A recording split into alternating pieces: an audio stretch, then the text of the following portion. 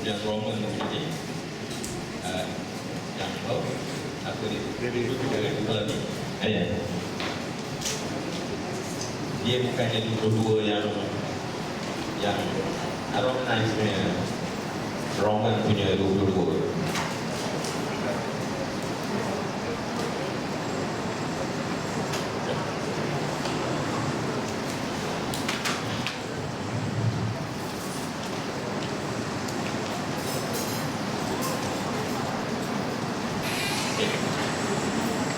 Okey, mungkin daripada mukadimah ini insya-Allah sebab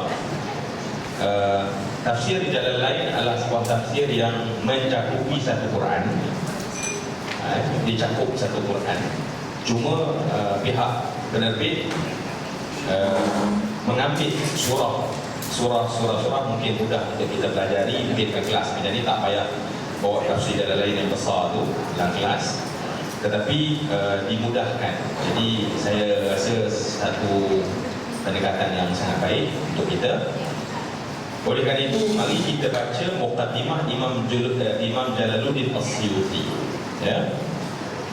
Kerana kita tahu bahawa bila sebut tafsir Jalalain, maksudnya adalah tafsir dua jalal.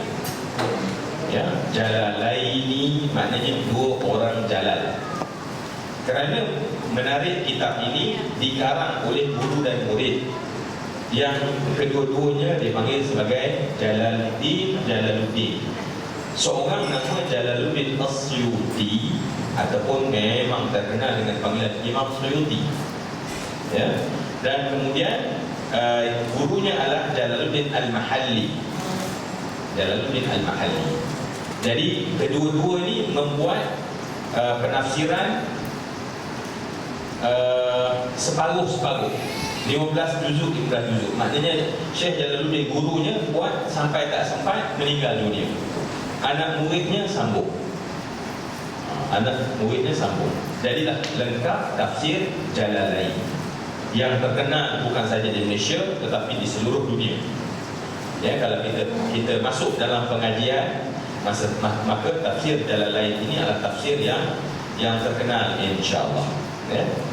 Maknanya kita mempelajari satu kitab, bukan satu kitab yang mungkin terbit di Malaysia atau Nusantara saja diguna pakai, tetapi perbahasan perbincangannya menjadi rujukan seantero alam. Jadi kita bincang, insya-Allah mudahlah kita ya, mudah kita. Maka kita tengok mukadimah. Kita tengok pada mukadimah ini semua yang saya kasih sekian dan kita bincang mukadimah ini. Boleh kan? Insya-Allah ya. Dan saya menyebut dalam diri saya duduk di hadapan ini bukan kerana saya paling pandai berbanding semua yang ada di hadapan saya. Itu memang yang saya letak dalam diri saya, yang mak saya ajar saya.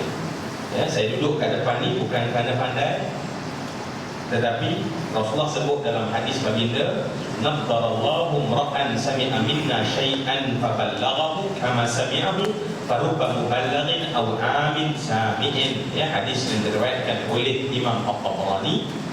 Rasulullah sebut Allah akan memberikan cahaya kepada orang yang mendengar daripada kami dan menyampaikannya. Dengar daripada kami dan sampaikannya. Farubba muballighin. Rasulullah kata farubba muballighin. Boleh pakai ni kok ya? Boleh kita pakai? Baik, sungguh. Pak lain tak boleh sebenarnya.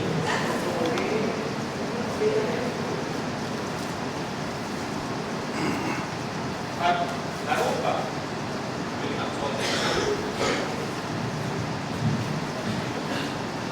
Farubba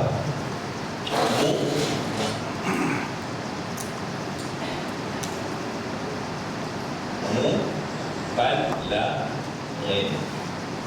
Kalau kita tengok betul-betul, Masya Allah, Nabi bagi satu benda yang menyelamatkan saya. Ya, satu benda yang menyelamatkan saya. Apa kata Rasulullah? Farubba muballighin. Kalau kita dengar sepintas lalu, mari kita terjemah. Apa makna muballighin? Ya, sampai. Ada lagi pandangan lain? Sebab saya rasa kita ni muzakarah je lah, ya. layaknya di hadapan saya ini kita bermuzakarah itu lebih sesuai saya kira.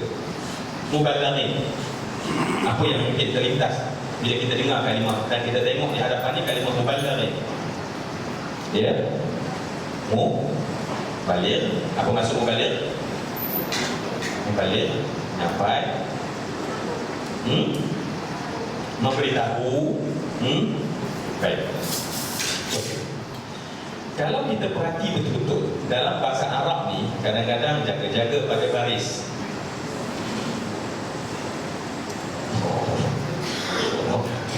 Yang belajar bahasa Arab tengok dah keluar dah ilmu dia keluar dah, mula terbongkar ilmunya ya. Ini dikata ni isim. Alhamdulillah.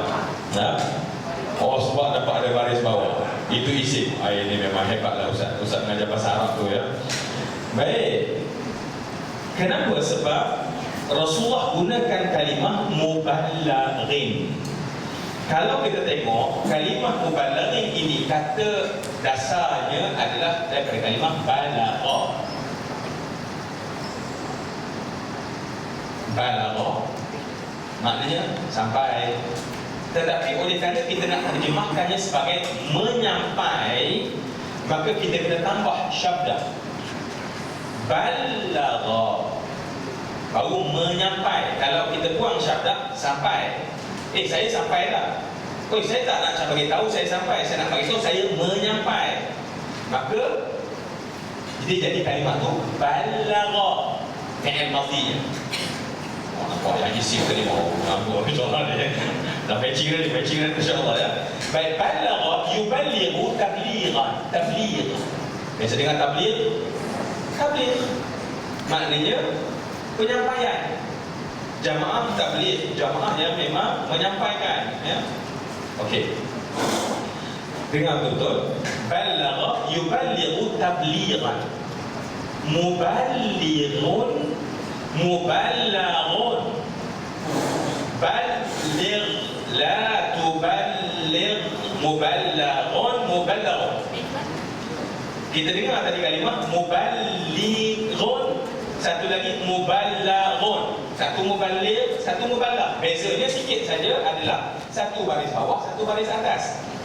Baris bawah jadi muballigh, baris atas jadi mubalagh. Baik. Berubah daripada baris ini ke sini, berubah makna. Orang yang menyampai maka disebut sebagai muballigh. Para muballigh berdakwah. Dan kemudian Masya Allah muballigh ini menjadi bahasa internasional bagi para missionary. Ya, mereka para muballigh. Kita tengok bila terjemah para missionary itu, rupanya muballigh itu bukan muballigh Islam. Tetapi kenapa dia orang tu missionary, orang yang menyampaikan, muballigh. Tetapi Nabi tak cakap muballigh, Nabi cakap mubalagh. Nabi tak cakap muballigh, tapi Nabi cakap mubalagh. Kalau muballigh maknanya orang yang menyampai, mubalagh apa maknanya? Orang yang disampaikan. Nampak tu? Memang masa kelas bahasa Arab tu memang sikit pun tak ngantuk. Ini yang boleh jawab soalan berat tu, Masya Allah. Okey, nampak tak? Maknanya mubalagh, maknanya orang disampaikan. Saya ulang balik hadis tadi, Rasulullah kata faruba mubalaghin. Nabi tak kata faruba muballighin, tetapi Nabi kata faruba mubalaghin. Maksudnya adalah betapa ramainya, alangkah ramainya, kata Nabi, orang yang mubalagh, orang yang disampaikan itu lebih cerah dari orang yang menyampai. Nampak tak? Dalam kelas ni siapa muballigh? Zuramli. Dalam kelas ni Zuramli adalah muballigh. Dalam kelas ni siapa mubalagh? Ramai Pak. Rasulullah sebut siapa mubalagh? Ya, Rasulullah kata kami lebih pintar daripada orang yang menyampai. Nampak tu, Masya Allah. Itu, sebab tu saya tak ada masalah, saya sampaikan saja. Dan kemudian Masya Allah ada benda yang kita rasa tambah. Ini kena sebut isim maf'ul. Kata dia, boleh tambah insya Allah. sebab ini kelas kita. So kita tailor-made kelas kita. Saya harap Masya Allah setiap orang yang datang ini dia adalah orang yang sama-sama membawa kenderaan ini dan tidak ada penumpang. Itu harapan saya. Tak ada orang yang jadi penumpang dalam kelas ini. Tetapi Masya Allah kita semua yang bawa kelas ini mencapai matlamat faham apa yang patut kita faham daripada apa yang dititipkan oleh Imam Jalaluddin As-Suyuti dan Imam Jalaluddin Al-Mahalli. Jadi sebab tu mak saya pun pesan, Zul, bukan kerana kamu pandai kamu sampai tak. Jadi saya tak tekan apa-apa. Kalau saya salah, betulkan saya. Kalau saya tak, Ustaz mana boleh membalas macam tu? Lain, kami belajar lain. Ustaz kami tu bukan orang Melayu, bukan orang Jerantut, orang Arab. Kalah saya. Hujah semua Arab, kalah. Tetapi mana Masya Allah, mudah saja bagi kita bincang sama-sama. Sebab yang penting saya datang untuk pulang bawa satu ilmu yang kita dapat sebagai tambah daripada ilmu yang telah kita ada. Itu harapannya, ya. Boleh? Okey. Jadi kita baca, kita sebutkan tadi bahawa tafsir Jalalain bermaksud tafsir dua orang Jalal, yakni Imam Jalaluddin As-Suyuti dan Imam Jalaluddin Al-Mahalli. Kedua-duanya orang Mesir. Kedua-duanya Mesir, makamnya pun di Mesir. Dan muqaddimah ini yang ditulis oleh Imam Jalaluddin As-Suyuti sebab dia yang sambung. Sebab kalau orang biasa buat buku, introduction adalah benda yang paling akhir ditulis dan paling awal diletak bila dah siap. Siapa buat buku dia tahu. Tak kena orang buat introduction dulu. Oh, buku ini setelah melalui kepayahan. Payah apa? Belum lagi siap. Tetapi namanya introduction, namanya permulaan, tetapi ditulis kat hujung. Maka kerana itu Masya Allah Imam Jalaluddin As-Suyuti yang menulis. Sebab Imam Jalaluddin As-Suyuti yang last menyempurnakan tafsir itu, maka dia boleh menulis muqaddimahnya. Dan kita tidak jumpa, walaupun yang mula mengarang gurunya Syekh Jalaluddin Al-Mahalli, tetapi dia tak tulis muqaddimah. Okey. Baik, boleh kita baca ya? Baik, kita mulakan dengan Bismillahirrahmanirrahim. Jadi saya tak minta pun kita baca sama, tapi cara cakap tu macam suruh baca kan, ikut je lah kan. Tapi bagus sebenarnya, at least Bismillah tu kita baca sama-sama. Okey, boleh kita mula sekali lagi. Bismillahirrahmanirrahim. Okey, saya baca yang berikutnya, nanti kita syarah sedikit insya-Allah muqaddimah ini. Sebab saya suka mensyarahkan muqaddimah, sebab mana-mana kitab kemudiannya dia follow sahaja bila kita faham muqaddimah ini ya. Baik, alhamdulillah hamdan muwafiqan li ni'amihi mukafi'an li mazidihi wassalatu wassalamu ala sayyidina Muhammadin wa alihi wa sahbihi wa junudihi. Okey, saya stop kat situ. InsyaAllah bincang kita pada pagi ini pada muqaddimah Bismillahirrahmanirrahim dan alhamdulillah hamdan muwafian, maksud muwafian li ni'amihi mukafi'an li majidihi wassalatu wassalamu ala sayyidina Muhammadin wa alihi wa sahbihi wa junudihi. Boleh kita ambil itu sebagai perbincangan kita. Okey. Masya Allah, ayat safha yani. Nampak tu Masya Allah, lughat al-Arabiyyah bitamam yani. Dun lughat al-Malayu علينا أجيب لابد باللغة العربية. هل يمكن أن أتكلم باللغة الملايوية أم أنا باللغة العربية يعني؟ 22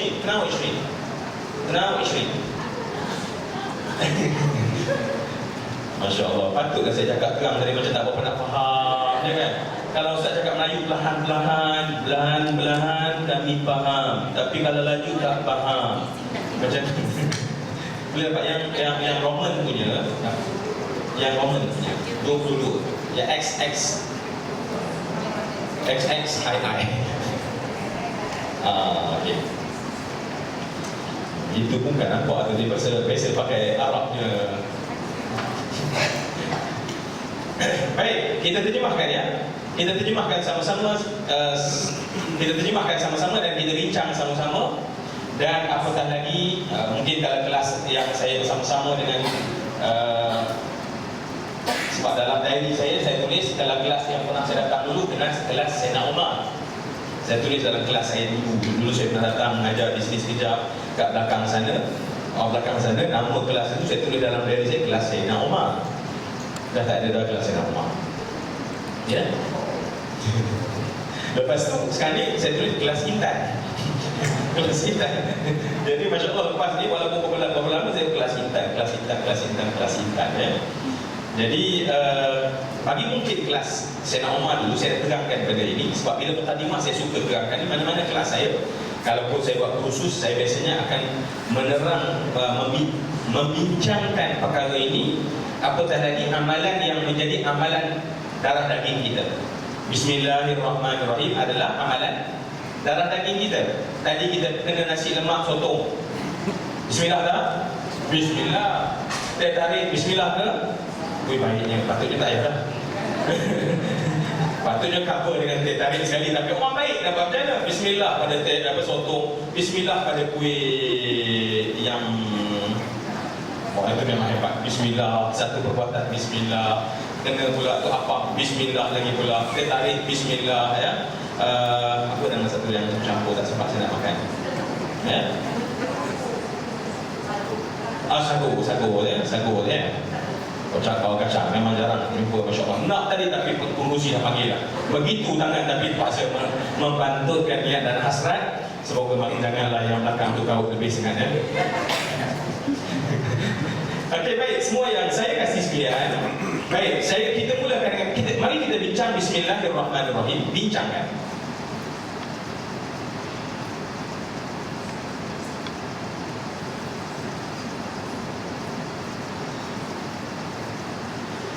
Boleh nampak ke? Reflect.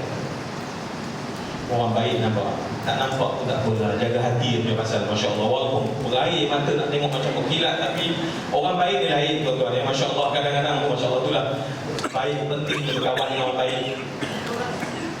Nampak ya? Itu yang tak berapa baik tu dia tolak sikit kata. Itu dah buang lah sebenarnya.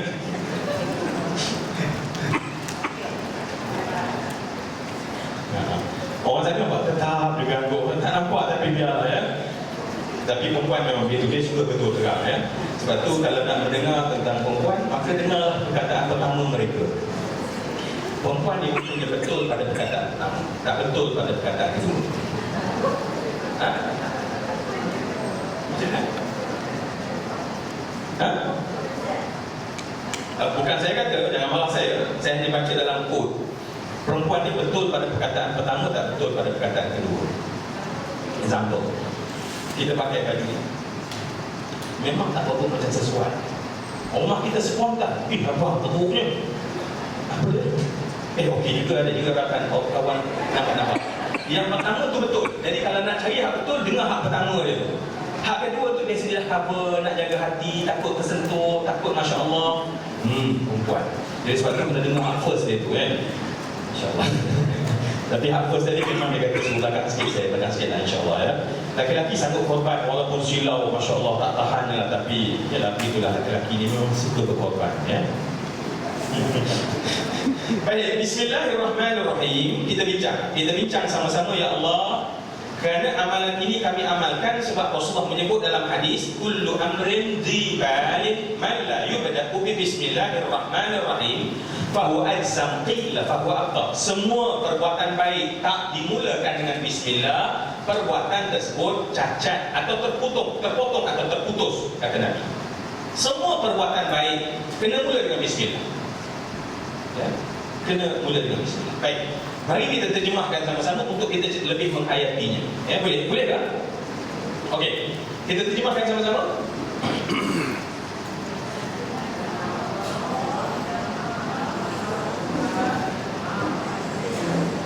Nampak ya? Terjemah macam sampai marah. Dengar tak marah? Ustaz, kalau nak uji kami daripada surah An-Nisa ayat 113, baru mencabar sikit bahasa Arab kami, ini bismillah nak disuruh, Masya Allah. Terjemah tu pun rasa macam, ya Allah Ustaz ya. Nak suruh challenge kami Ustaz, surah An-Nisa tu bagi kami terjemah, barulah nampak cabaran dan ujiannya. Ini bismillah, kalau terjemah nampak macam dengan nama Allah, cepat-cepatlah Masya Allah. Okey, baik, it's okay. Okey, dengan nama Allah Tuhan yang Maha Pemurah lagi Maha Penyayang, betul kan? Saya nak tanya soalan. Adakah ayat ini satu ayat? Ini adalah satu ayat. Ya, ini satu ayat. Terutama Imam Asy-Syafi'i dalam mazhab kita, bahawa ini adalah satu ayat. Siapa yang tak baca pada masa baca Fatihah, maka dia meninggal satu ayat daripada rukun Fatihah, maka batal solatnya kerana tak sempurna rukunnya. Tapi tak samalah pula kalau kita di Mekah. Sebab Mekah, mereka terus saja Alhamdulillahirabbil alamin. Ya, sebab mereka berpegang pada pandangan yang menyatakan bahawa Bismillah itu bukan ayat, bukan satu ayat daripada surah Fatihah. Tak jadi masalah, semua dah faham. Semua kita dah faham. Tak pernah kita duduk belakang, Subhanallah, kejut imam dah faham. 3 orang orang Malaysia kat belakang dia, Masya Allah, ya, Subhanallah. Tak, kita faham, Alhamdulillah, kita semua faham. Itu tak pernah jadi isu pun. Okey, baik. Sekarang ni kita yang memahaminya, mari kita tengok dengan nama Allah, ini satu ayat. Satu ayat. Soalan saya, adakah ayat ini dianggap sebagai ayat yang lengkap? Okey, itu soalan.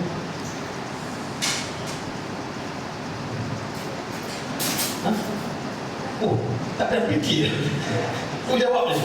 Masya Allah, memang mantap ni. Ya. Jalan.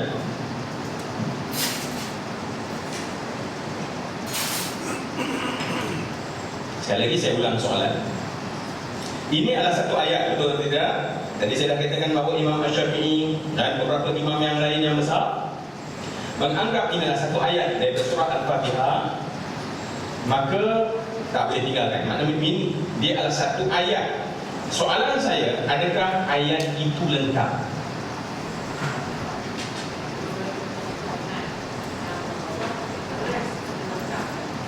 Okey, kita dengar ya, dalam bahasa Arab diserang katanya. Orang belakang tak dengar, diterangkan dalam bahasa Arab tadi. Cuba cakap bahasa Melayu tengok. Kita tengok sikit lagi. Ini bahasa Melayu dia, okey. Bincang. Sebab tu saya suka muzakarah semua yang saya kata. Jangan tersinggung. Mungkin saya tanya bukan sebab nak uji, tak, supaya Masya Allah setiap daripada kita boleh participate. Sebab kelas boleh jadi macam Allah ya, pengajian. Dan yang paling rugi adalah saya rugi sangat kalau tiba-tiba yang di hadapan saya tak dapat follow kelas ini, kerana saya tak dapat pahala dan jariah. Jadi sebab itu Masya Allah, kalau boleh saya tanya bukan sebab nak uji, oh dia pandai tak pandai tak, tetapi Masya Allah. Dan apatah lagi, orang yang bercakap dalam majlis ilmu dengan konteks dapat pahala sedekah, disebut sebagai kalimah yang baik. Terkandung dalam kalimah yang baik. Katalah saya lontarkan soalan dan kita jawab, kemukakan, bincang dan bincang. Semua orang membincangkan itu mendapat pahala tambahan daripada pahala orang lain. Orang lain dapat pahala juga sebab pahala menuntut ilmu. Kita juga dapat pahala menuntut ilmu dan kita dapat pahala bercakap benda yang baik.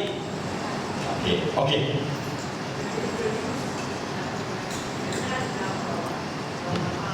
Murah lagi maafnya ya. Yang lain itu melengkapkan Bismillah. Okey, kita dengar daripada hujung bagi tahu bahawa sebab distartkan dengan, maka tidak lengkap. Bagaimana nak bagi lengkap? Baca yang lain. Contohnya kalau dalam surah Fatihah, apa lagi? Alhamdulillahirabbil alamin arrahmanir rahim malik. Itu pandangan ulama daripada Kufah. Okey, kata ulama daripada Kufah, dia tidak lengkap, melainkan dibaca dengan ayat lain baru jadi lengkap, sebab ada dengan. Okey, ada pandangan lain. Ini penting sebab ini kita amalkan selalu, sebab bukan hanya dalam surah Fatihah, tapi masa makan kita amalkan. Semua keadaan yang baik kita amalkan. Semua keadaan yang baik. Okey, yang berpegang dengan lengkap, tegas sekali nampaknya. Ya, memang betul. Saya pernah tanya soalan ni pada kelas. Astagfirullah. Dijawabnya Astagfirullahalazim. Astagfirullah. Saya jadi cuak dah, kenapa astagfirullah banyak kali? Ustaz, tega-teganya mengatakan Al-Quran itu tidak lengkap. Buat dah, dia kata. Saya bukan kata Quran itu tak lengkap. Kita bincangkan lengkap tu di mana, ayat tu macam mana. Itu saja, bukan nak kata oh Al-Quran kita nak bincang ni tak lengkap sebenarnya. Maksud akidah apa? Okey. Jadi memang kata dia lengkap ya. Okey. Ada lagi? Saya buat dua lagi mungkin pandangan.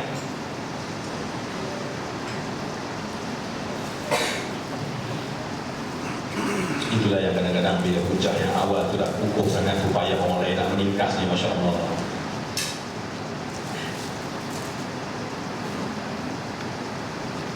Itu belum keluar lagi nas dan dalil tu, nak keluar dah tu, Masya Allah. Berkata Dr. Yusuf Qardawi dalam kitabnya Fiqh Awlawiyah, Imam As-Suyuti dalam kitabnya yang lain. Okeylah. Semua yang saya kasih, jom kita tengok. Saya pakai terjemah yang diberikan oleh kita tadi. Apa dia? Dengan nama Allah, Tuhan yang Maha Pemurah lagi Maha Penyayang. Saya nak buat contoh dalam bahasa Melayunya adalah dengan kereta yang cantik dan baharu. Ayat tergantung. Itu maksud ayat yang tergantung tak lengkap. Mana orang itu tak faham. Tiba-tiba dia datang dengan kereta yang cantik dan baharu. Boleh faham? Okey. Dengan nama Allah, Tuhan yang Maha Pemurah lagi Maha Penyayang. Faham? Faham? Dengan kereta yang cantik dan baharu. Faham? Tak, kita terjemah bahasa Melayu tadi kan? Kita terjemah dengan nama Allah tu bahasa Melayu kan? Okey. Tengok dua struktur ayat. Satu, dengan kereta yang cantik dan baharu. Dengan kereta yang cantik dan baharu. Kereta, apa sifat dia? Cantik. Apa sifat dia? Baharu. Sekarang, dengan nama Allah yang Pemurah. Allah tu Pemurah, Allah tu Maha Penyayang. Baik, soalan yang ada adalah yang pertama tadi, kereta tadi, lengkap tak lengkap? Okey, saya turun ke bawah. Yang kedua, strukturnya sama exactly. Lengkap. Okey, kita dah nampak macam sekali tiba-tiba ada orang macam macam tak lengkap. Dan ada lagi masih mempertahankan soal lengkap. Okey, apa hujah kata lengkap? Kita nak bincang sama-sama. Sebab hasil bincang, insya-Allah kefahaman tu makin dalam. Makin kita bincang, dia makin ke dalam. Makin bincang, makin ke dalam dia kefahaman. Okey. Bagaimana yang kita katakan itu lengkap? Pada lengkap adalah kita faham.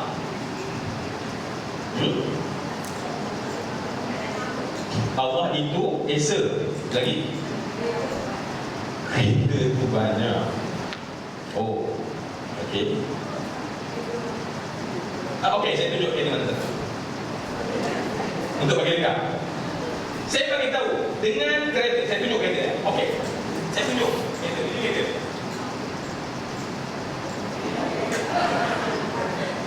Dengan kereta yang cantik dan baru. Saya tunjuk sekarang.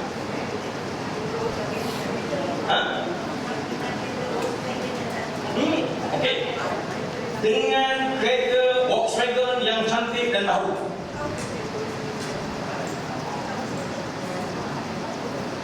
Macam mana? Volkswagen, saya payah tes tinggi. Saya main Pro 2 je, kancil je. Dia contoh Volkswagen. Okey, kita dengar jawapan apa dia Muzakarah di tengah-tengah.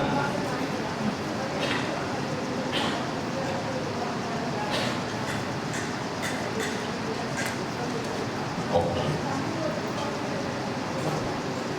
Dia tetap tidak lengkap.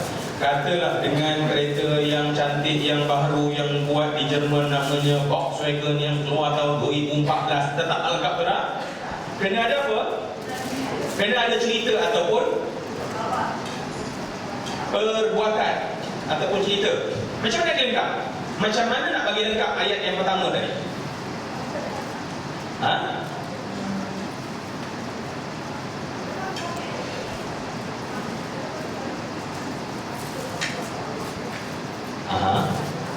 Kereta tadi, kes kereta. Kalau saya bagi suggestion, saya datang, saya tambah, saya beli dengan kereta. Okey, dengan saya datang, saya tambah satu benda yang namanya adalah saya datang dengan kereta yang cantik dan baharu, jenama Volkswagen, keluaran 2014 daripada Jerman. Lengkap? Nampak tak? Maknanya ada benda yang menghubungkan dengan kereta tadi. Barulah ayat itu jadi lengkap. Barulah ayat tersebut menjadi lengkap. Baik, balik pada dengan. Nampak tak? Tiba-tiba kita dengar dengan nama Allah. Dengan nama Allah. Tiba-tiba dengan nama Allah.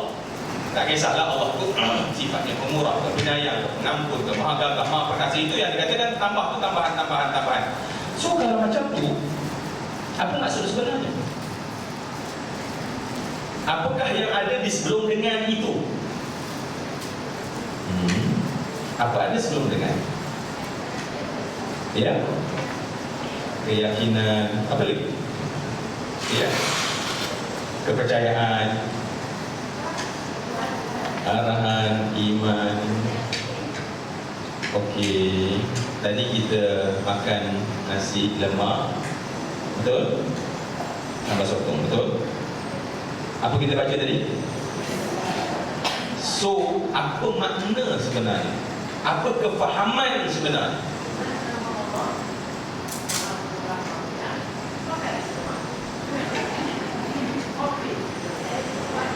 Nampak tak? Sebenarnya dengan itu adalah sendi yang menunggu apa perbuatan kita. Sebab tu bila saya minum air Bismillahirrahmanirrahim, maknanya adalah saya minum dengan nama Allah. Jadilah perbuatan minum ini telah terikat dengan nama Allah yang Maha Pemurah lagi Maha Penyayang. Nampak bezanya air ini? Kerana dalam air ini telah ada diikat dengan nama Allah, Tuhan yang Maha Pemurah, berbanding dengan orang minum tapi tak ada baca Bismillahirrahmanirrahim. Jadi semua yang saya kasih sekalian, kerana itulah, cuba tengok terjemahan dia. Tengok ya, saya suka terjemahan ni sebab terjemahan ni dia mendekatkan dengan apa yang ada dalam bahasa Arab itu. Tengok terjemahan, tengok pada terjemahan apa dia tulis. Saya mulakan apa? Dengan nama Allah. Maknanya apabila dia menulis, apabila Syekh Jalaluddin As-Suyuti dia menulis, macam saya kata Bismillahirrahmanirrahim, tetapi kefahaman dia apa dia? Aku mulakan, dan tak payah tulis kat depan tu pun, tak payah tulis pun depan Bismillahirrahmanirrahim apa pun, nasi lemak ke apa benda pun, tetapi setiap perbuatan yang diikat, sebab dengan itu adalah mengikat apa perbuatan kita. Mana nas? Ustaz cakap ni apa nas dia? Nasnya adalah, ingat apa wahyu pertama? Apa wahyu pertama? Apa wahyu pertama? Apa wahyu pertama? Apa wahyu pertama?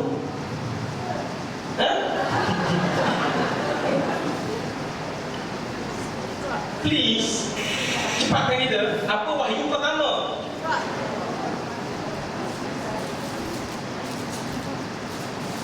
Sekali lagi, saya tak tanya. Apa wahyu pertama?